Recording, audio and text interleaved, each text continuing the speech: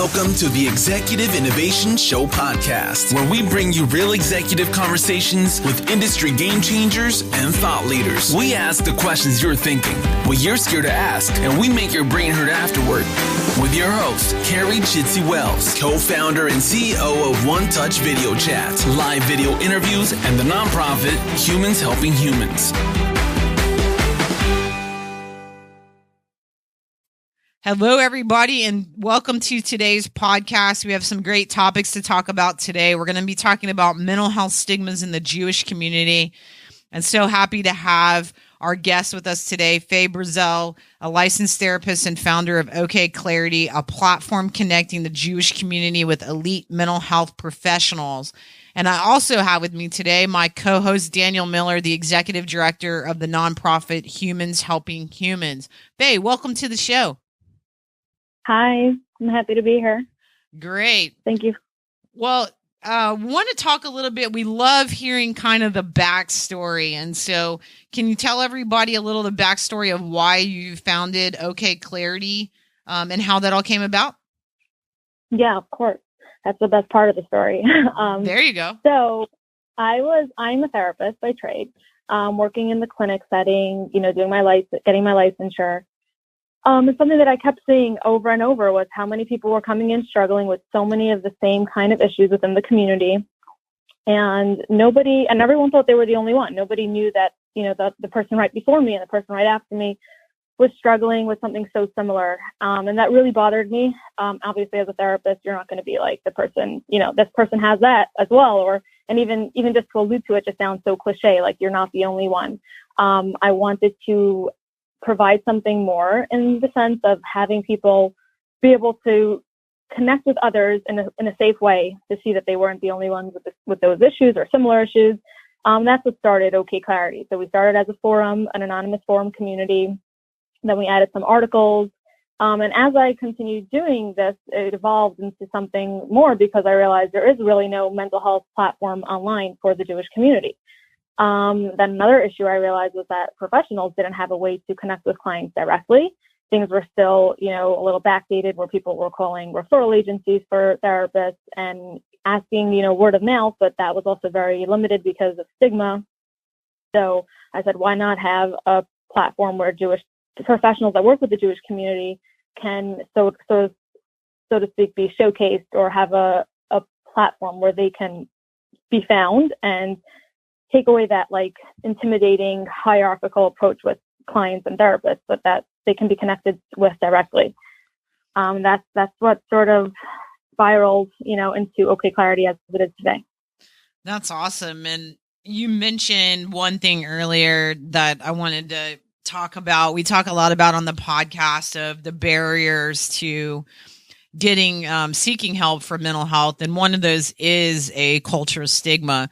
And so across a lot of different cultures, there is a stigma to not talk about mental health, not seek mental health treatment. What do you see in the Jewish community, and how is that different than other cultures or religions? Are there differences or similarities, or what are you seeing? I think that, like with everything, there's many similarities more than people realize, but also differences. So it's not like that black, white, perfect answer that I have. But I think that some of the differences, which you'll find in other cultures or religions, is the close-knit community that people tend to be part of, not just the global identifying as Jewish, but being, within the Jewish community, being part of a community. And that leads to, that just adds to the stigma and the secrecy and the shame, because if you say something, then it's going to get back to someone that you don't want it to get back to. Right. So that just adds that extra layer of secrecy and shame. And then, that just feeds the stigma and the not getting the help that people need and want. Does that make sense? Yeah. What about, that makes total sense, but I have a follow-up question to that. What about, there's a lot of, especially with the youth and with some of the, specifically for the Jewish community, when you said, the getting back to the community, because it is such a tight-knit community, how are the parents, of youth? What are the parents education and stigma wise from that perspective in the Jewish community? Is it similar or different? What, your question though, I'm just trying to clarify, are they getting better educated, or are they getting educated at all, and how to deal with their youth? Like, just if you can narrow in on your question. Yeah, really more around are the parents in Jewish communities putting any additional pressures on the youth, or is it very similar to other religions and cultures? Oh, I hear what you're saying. Are there more of an issue? I think that it's pretty much of a natural progression in terms of the pressures that come on. Obviously, there are things that are more, like religion or culture specific. So, for example, I'm assuming, let's say outside the community, there might be a pressure to be a professional athlete or to go to the best college or to, and that kind of trickle down into the youth mental health. Is that what you're referring to? Yes. Yes. Okay. And then in terms of the Jewish community, in some communities, you may have those pressures, but in other communities, and maybe more close to the communities that I'm familiar with, it's more about, getting married marrying into the right family at the right time, going to the right, seminary, which is the year in between, high school graduation prior to college and prior to, getting married or dating. So it's a lot more, those are the pressures, doing well in school. Yes. But it's more about, being a religious person, and then following the trajectory that's expected. That's the kind of pressure. And if you fall outside that box, it's a problem. And if you fall outside of that box because of mental health issues, then that's a problem. And if you fall outside of that box just because you're falling out of that side of box because you're not, not everybody's cookie cutter, that can lead, because it's an issue, it can lead to, tremendous mental health issues. So yes, would be the answer. But it's in every community. It's just, that's the difference in the Jewish community. There are different kinds of expectations and pressures that you got to know, that people are playing into. Gotcha. So talking about, Faye, the conversations about mental health, because it is so important. And we know that, the great majority of people who are having mental health problems aren't actually seeking treatment.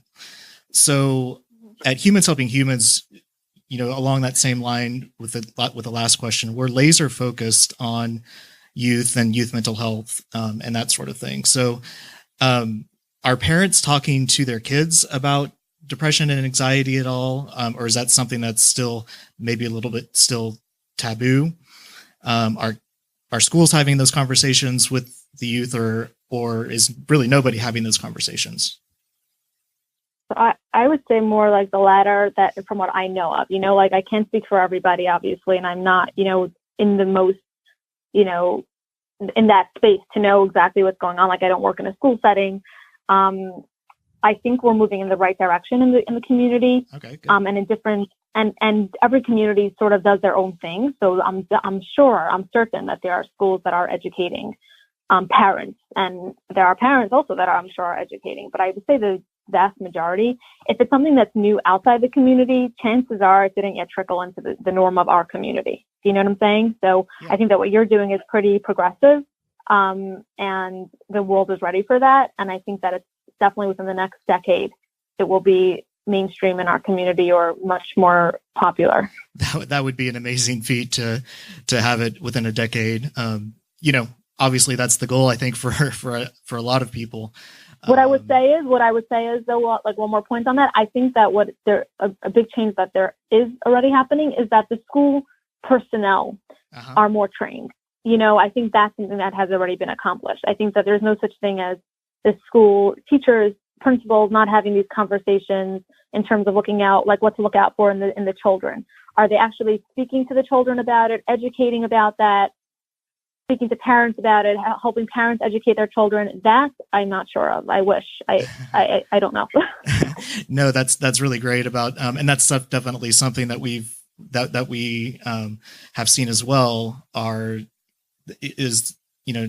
Just the basic education around mental health for the professionals in the schools is definitely the awareness is up. Yeah, the awareness. Next question I wanted to ask you, Faye, is kind of something that you've done with OK Clarity. You've brought together the Jewish community, people in the Jewish community seeking mental health professionals who are Jewish, who are also Jewish. Why is it important for the Jewish community to talk to a therapist that is Jewish versus one who isn't? Yeah, so I think that it's an important question and an important distinction that I want to make in your question. So not necessarily is every professional on our platform and every professional, not necessarily do they need to be Jewish at all. I think that's an important factor that some people don't necessarily pick up on, is that it's less necessarily personal religious affiliation as much as their experience working with the Jewish community. So we have some excellent therapists on our platform that are not Jewish at all, or Jewish but not religious, or different, right. However they self-identify, but they have experience working with different, subsects of the Jewish community, which is important. Why? Not for every client, but for what we're trying to do is just to open up that space where people that are seeking someone that's sensitive to working with the Jewish community on different levels, they can find someone like that. And why that's important is just similar to what we had spoken about before, where there are nuances that are so hard or difficult to explain when someone's coming in for therapy and there's all these stigmas and all these battles that they went through just to get through the door, but then to start explaining, cultural concepts that, can be nuanced to someone that has no prior knowledge or experience working within that culture can be very, just an added layer or two of difficulty. Mm-hmm. So knowing that someone's going to a therapist that's worked with the Jewish community before, even if they're not Jewish, and sometimes people prefer someone that's not Jewish because they won't know anybody or they feel more, safe in that space. But knowing that they have experience working with the community will just be another reason why they should go seek help. It makes it easier. Makes sense. So one of the things we talk about a lot about on the show is just the difference in kind of workplace pressures. And when you have different demographics and generations within work environments, you may have, a boss that's a Gen X or a baby boomer, and you have millennials that have different philosophies on work-life balance. You guys do a lot of work in the New York City area, which has its own pressures on career and work-life balance. Having lived there, it's like no other. Yeah. What are some of the... tell me about that. 'Cause yeah. I'm New York all the way, so I don't know what it's like to live in a less pressured society. That would be a dream. Yeah, I say all the time, having lived there 6.5 years, I think everybody out of college should have to work in Manhattan for at least a few years to get just the work life of, there is no 9 to 5. So I think everybody should have to live that. But that's a whole other podcast. Yeah. What workplace pressures are you seeing? And is there an increased workplace pressures that you're seeing, even in New York City or by culture? Having lived there, having, a ton of very close friends that were Jewish, there was a lot of pressures, just from having friends that had pressures on, promotions and to, pressures from family to accelerate their career path and pressures to be in a certain career path before they had children. And then there's just, general work-life pressures. What are you seeing, from practicing on your standpoint of some of those work-life pressures, whether by, the Jewish community that's different and or similar to what you're seeing across patients in general? Sure. So I think it's an interesting question. And when I was, as you're explaining it, I'm how do I identify with this in terms of myself, my clients? I think it's different it's a little bit different in the Jewish community because there's such a pressure to, in the religious Jewish community, I'm speaking now. So I think that's, that's what I feel comfortable speaking from just because I'm more familiar with that, Sure. with that community. I think that there's so much of a pressure to also have a family, to get married and to have a family, for the male and female, but more so for a female. So let's say that pressure sort of supersedes the work pressure. We're for people that then also want to make it in the, corporate world or in the business world or whatever it is, or that whatever profession, it's sort of like this dual pressure of like, it's not, oh, like it's accepted to just, accelerate your career and then have a family at 35. Like do one thing at a time. Here it's like, no. You got to do it all at the same time for the most part, or put family first in a sense. In the religious community, family goes first. And then work, will find its way in. So I think there's less of maybe the pressure there, but I think in general, the pressures, the work life, like I think maybe, again, I don't know what it's like to live outside New York and work outside New York, but the concept of like, there's this pressure of work-life balance, but then there's also like, don't let anybody know that you're balancing things. You know what I'm saying? Like be A+ at work, be A+ at home, and, just do what you got to do to make it. Like you said, and 9 to 5 is not, there is none. It's not where it's at. Yeah, exactly. And I think in terms of generations, like, I think the millennial generation, and again, speaking from my experience, it's the pressure of like making it in the work world and then also having your side hustle and also having your this and your that. Like there's no like end game, Right. The work never stops. The work never stops. Yeah. So from a business owner or an employer perspective, one thing that we're also seeing, which I think is fantastic, is that there's so much more support that employers are giving to their employees. From your perspective, what can employers do to better understand the drivers of mental health? And then also, how can they support their employees in a better way? Sure. I agree with you that there's progress being made, on the corporate level and things like that. I would say, and this is such a like therapist cliche kind of thing to say, but I think the work begins with the person themselves. So I think like if every employer or like, there's like someone that's has a big impact, has many people under them, running a large corporation and, C-suite exec, they should be sort of like required maybe in a way to, go through their own personal exploration, therapy, different things to, once there's awareness on their end, that's going to trickle down to them being more understanding, knowing what signs to look out for in employees, encouraging, other like healthy work-life practices as a standard in the office.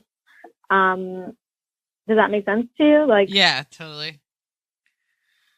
So I think the conversation needs to start at the top, and and not just the conversation, but also really like it's not just a conversation. It's about actually implementing better insight and awareness into the key players' lives, and then seeing how that will trickle down to the practices that they then implement within their employees. Well, and I think to your point, I think there's a lot of, we go back to the drivers of why people don't seek mental health. And, we talk about culture, we talk about stigma, we talk about shame, we talk about access, we talk about costs, all those things. I think the other thing from an employer standpoint is, it's very, as an employer, it's very easy when somebody says, hey, I need to duck out because I have a doctor's appointment, right? Everybody's like, oh, okay. Yeah, sure. You got a doctor's appointment.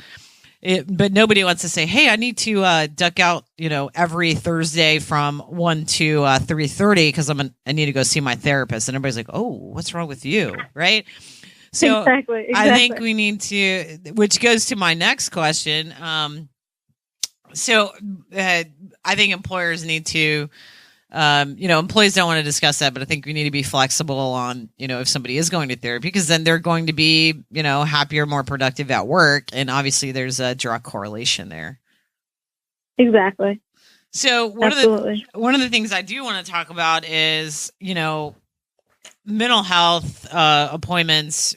Therapy has the highest no-show rate of any other industry. And a lot of that is obviously drivers of, you have some type of plan where it's, hey, come every week or come every 2 weeks, whatever it is. It's more frequent than going and seeing, getting your annual checkup, right? So things come up. We live in a super busy life. We live in a digital life where we're all so very busy. And just thinking about my own life, I can barely make it to a doctor's appointment. I love therapy. If I could go every day, I would. I just don't have time.